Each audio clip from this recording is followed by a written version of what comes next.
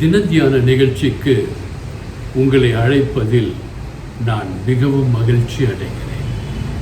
இன்று நாம் பார்க்க போகும் தேவனுடைய வசனம் ஒரு விதை சிறியதாக இருந்தாலும் அது விதைக்கப்பட்டால் பூமியிலே மரித்து பின்பு 3ஆம் நாளில் அது துளிர்விட்டு இலைகள் வந்து பெரிய மரமாகி நிறைய பறவைகள் அமர்ந்து உட்காருகின்ற இடமாய், உண்கின்ற இடமாய், வாழ்கின்ற இடமாய் அவை மாறும். வேதத்திலே பார்க்கும் பொழுது மார்க்கு எழுதின சுவிசேஷம் 4ஆம் அதிகாரம் 31ஆம் வசனம் இவ்வாறு சொல்கிறது: ஆண்டவருடைய ஆட்சி கடுகு விதைக்கு ஒப்பாய் இருக்கிறது. விதைகளிலே ரொம்ப பொடுசு எதுனா கடுகு விதை தான்.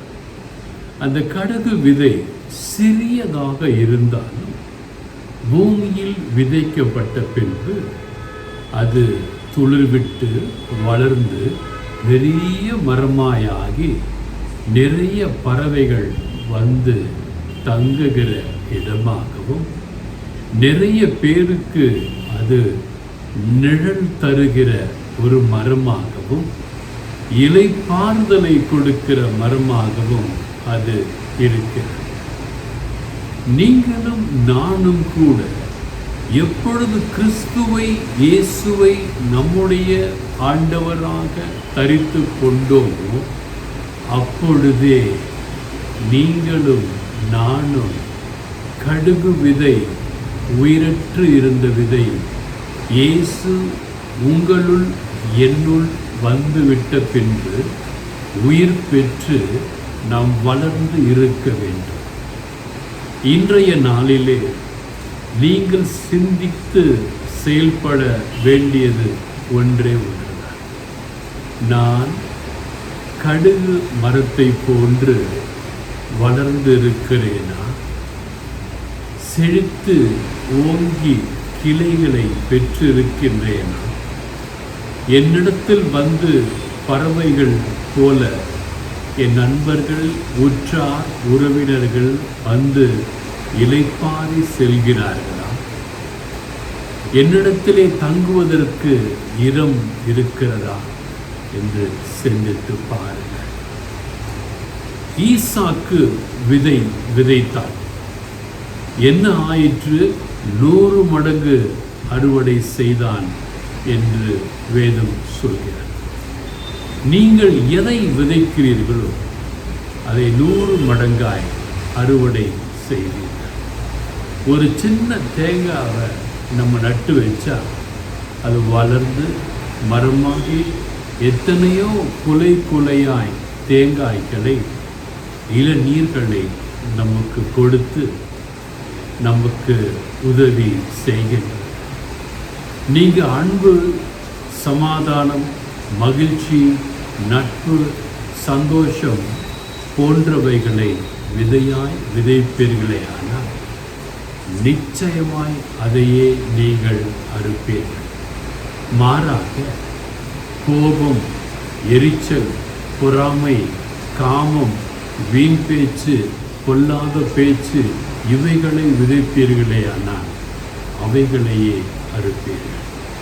1 கொரிந்தியர் 3ஆம் அதிகாரம் 6ஆம் வசனத்திலே பவுல் சொல்கிறார்: நான் நட்டேன். பவுல் ஆண்டவருடைய வார்த்தையை நட்டார். அப்போலோ நீர் பாய்ச்சினான், தேவனோ விளையச் செய்தார். எவ்வளவு அருமையாக இருக்கிறது பாருங்கள். சவுல் ஆண்டவரை சந்தித்து பவுலாய் மாறிய பொழுது அவர் விதைகளை, ஆண்டவருடைய வார்த்தைகளை நட்டார். அப்போலோ அதை பார்த்து அவர்களுக்கு வளர நீர் பாய்ச்சி உதவி செய்தார். தேவனே விளையச் செய்தார் என்று பவுல் தெளிவாக சொல்கிறார். ஒவ்வொரு வார்த்தையும், ஆண்டவருடைய வார்த்தை உங்கள் உள்ளத்திலே, உங்கள் இதயத்திலே விதைகளாய் விதைக்கப்பட்டிருக்கிறது. அந்த விதைக்கப்பட்ட ஒவ்வொரு வார்த்தையும் உங்கள் உள்ளத்திலே, உங்கள் இதயத்திலே விளைகிறதா, பலுகி பெருகுகிறதா? சிந்தித்து பார்க்க இயேசு என்று உங்களை அழைக்கிறார். 2 கொரிந்தியர் 9ஆம் அதிகாரம் 10ஆம் வசனத்தை பார்க்கும் பொழுது, விதைக்கிறவனுக்கு விதையையும் புசிக்கிறவனுக்கு ஆகாரத்தையும் அளிக்கிறவர் உங்களுக்கு விதையை அளித்து அதை பெருக பண்ணி உங்கள் நீதியின் விளைச்சலை வார்த்திக்க பண்ணுவார். விதைக்கிறதுக்கு உங்களுக்கு விதையை, புசிக்கிறதுக்கு உங்களுக்கு ஆகாரத்தை கொடுத்து, விதையை அளித்து, ஆண்டவருடைய வார்த்தையும் அளித்து அதை பெருக பண்ணணும்னு சொல்லி ஆண்டவர் இங்கு 2 கொரிந்தியர் 9:10 தெளிவாக சொல்லியிருக்கிறார். எனக்கு அருமையான என் அருமை அண்ணா, அக்கா, தம்பி, தங்கச்சி, எத்தனையோ தடவை நீங்கள் வேத வசனங்களை கேட்டிருக்கீங்க. என்னைக்காவது உங்கள் விரல் ஆமேன் அப்படியே எனக்கு ஆகட்டும் என்று சொல்லி இருக்கிறீர்களா? என்றாவது ஒரு நாள் ஆண்டவருடைய வசனம் எனக்கு பிடித்திருக்கிறது என்று லைக் பண்ணியிருக்கீங்களா? நான் சொல்வது எனக்கு அல்ல, எல்லாருக்குமா நான் சொல்கிறேன். இந்த வசனங்கள் எனக்கு வேண்டும், நான் சப்ஸ்கிரைப் பண்ணுறேன்னு சப்ஸ்கிரைப் பண்ணிங்கன்னா இல்லையே. நீங்கள் எதை விதைச்சிங்க? ஏதோ பார்க்குறேன்னா அவர் கோச்சுப்பார், பார்த்தீங்களான்னு கேட்பார், என்ன பேசுகிறேன்னு கேட்பார் என்பதற்காக சிலர் தலைப்பை மட்டும் மனதிலே பதிய வைத்து கொண்டிருப்பார்கள். கேட்பது கிடையாது. நான் பிஸியாக இருக்கேன், நான் ரொம்ப பிஸியாக இருக்கேன், நேரம் இல்லை. பார்த்து பிரியமான என் அன்பு சகோதர சகோதரிகளே, நீங்கள் ஆண்டவரிடம் விண்ணப்பம் எழுப்பும் பொழுது ஆண்டவர் உங்களை பார்க்காமல் விட்டு விடுவார். ஆண்டவர் உங்களை லைக் பண்ணாமல் விட்டுருவார். உங்களுடைய தேவையை ஆண்டவர் அனுசரிக்காமல் சப்ஸ்கிரைப் பண்ணாமல் போயிடுவார். பார்த்து சொல்கிற ஒவ்வொரு வசனத்தையும் தயவு செய்து கேளுங்கள், பிறருக்கு சொல்லுங்க. ஆண்டவருடைய வசனம், ஆண்டவருடைய ஆட்சி கடுகு விதையை போல இருக்கு. அது வளரணும், வந்து பெரிய மரமாகணும், கிளைகள் இருக்கணும், அந்த கிளைகளில் பறவைகள் வந்து உட்காரணும், இலை பாரணும், நிழல் தரணும். அதே போன்று தான் நம்ம வாழணும்னு பிரசங்கம் பண்ணுங்க. பண்ண முடியலன்னா பிறருக்கு ஷேர் பண்ணுங்க. 1 பேதுரு 1ஆம் அதிகாரம் 23ஆம் வசனம் தெளிவாக சொல்கிறார், அழிவுள்ள வித்தினால் அல்ல. சில விதைகள் பார்த்தீங்கன்னா போட்டால் முளைக்கவே முளைக்காது. சில இடத்துல பார்த்துருப்பீங்க, 10 விதை விதைச்சா ஒரு 5, 7, 8 வரும். 2, 3 விதை செத்து போன விதையாக இருக்கும். ஆண்டவர் உங்களை அழிவுள்ள வித்தினால் அல்ல, அழிந்து போகிற விதையினால் அல்ல, என்றென்றைக்கும் நிற்கிறதும் ஜீவன் உள்ளதுமான தேவ வசனமாகிய அழிவில்லாத வித்தினாலே மறுபடியும் ஜெனிப்பிக்கப்பட்டிருக்கிறீர்கள். நீங்கள் என் இயேசு கிறிஸ்துவால் அழிந்து போகிற விதையினால் அல்ல. எனக்கு பிரியமான சகோதர சகோதரிகளே, அழியாததுமான ஜீவனுள்ள இந்த தேவனுடைய வசனம் உங்களுக்குள் விதைக்கப்பட்டு ஜெனிப்பிக்கப்பட்டு இருக்கிறது.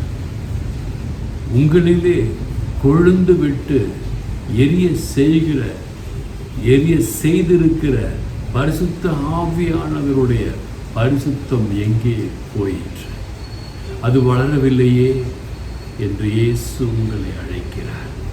நீங்க ஏன் அதை விதைக்கல? கொட்டையை விதைச்சா மாமரம் வளருது இல்லையா?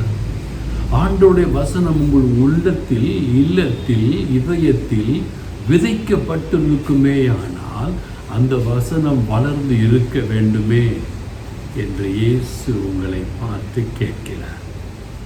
அப்படி கேட்கின்ற இயேசுவிற்கு நீங்களும் நானும் என்ன பதில் வைத்திருக்கிறோம்? விதைக்கப்பட்ட வசனம் மரித்து விட்டதா? ஏனென்றால் வேதம் சொல்லிற்று, உங்களில் என்னில் விதைக்கப்பட்ட வசனம் அழிவுள்ள வித்து அல்ல, அழியாத வித்து. இயேசு கிறிஸ்து இன்றும் என்றும் உலகம் அழியும் வரை அவருடைய வார்த்தை இந்த உலகத்திலே உலாவிக் கொண்டிருக்கும். சவுண்ட் எங்கெல்லாம் டிராவல் பண்ணதோ அங்கெல்லாம் ஆண்டோடைய வசனம் டிராவல் பண்ணிக்கிட்டே இருக்கும். அப்படி இருக்கும் பொழுது உங்களுக்குள் விதைக்கப்பட்ட இந்த ஆண்டவருடைய வசனம் ஏன் தூங்கிக் கொண்டிருக்கிறது? உங்களுக்காக உயிரை கொடுத்த இந்த ஆண்டவரின் வசனம் ஏன் உங்கள் இதயத்தில், உள்ளத்தில், உங்கள் வீட்டில் செத்து போயிருக்கிறார்? இதற்கு யார் காரணம்? சிந்தித்து பாருங்களேன். ஆண்டவர் ஸ்கூல் தொடங்க வந்தாரா? காலேஜ் தொடங்க வந்தாரா? ஹாஸ்பிட்டல் தொடங்க வந்தாரா? இல்லையே. மனிதனை எப்படியாவது ரட்சிக்க வேண்டும், மனிதன் எப்படியாவது மனம் திரும்ப வேண்டும் என்று தானே வந்தார். இன்று நீங்களும் நானும் என்ன செய்து கொண்டிருக்கிறோம்? ஒவ்வொரு ஊழியக்காரரும் நினைத்து பார்க்க வேண்டிய ஒரு முக்கியமான காரியம், NGO, trust, college, schools, old age home இப்படின்னு வைத்து பணம் பார்த்து கொண்டிருக்கிறார்கள். நல்ல வேலை, நான் என்ஜிஓ வச்சுக்கல, ட்ரஸ்ட்டு வச்சுக்கல, சர்ச்சு வச்சுக்கல, எதுவுமே வச்சுக்கல. ஏன்னா அது ஆண்டவர் எனக்கு சொல்லி கொடுக்கல. சிலர் ஆண்டவர் சொல்லி கொடுப்பதை எல்லாம் விட்டு விட்டு ஆண்டவர் சொல்லி கொடுக்காத காரியங்களை செய்து கொண்டிருக்கிறார். ஆண்டவர் இன்று அவர்களையும் பார்த்து கேட்கிறார், நான் அவற்றையா உன் உள்ளத்தில் விதைத்தேன்? வேத புத்தகத்தில் ஓல்டேஜ் ஹோமையா வைக்க சொன்னேன்? வேத புத்தகத்தில் ஸ்கூலாக வைக்க சொன்னேன்? காலேஜாக வைக்க சொன்னேன்? இல்லையே. ஆடையின்றி இருந்தேன், ஆடை கொடுத்தாயா?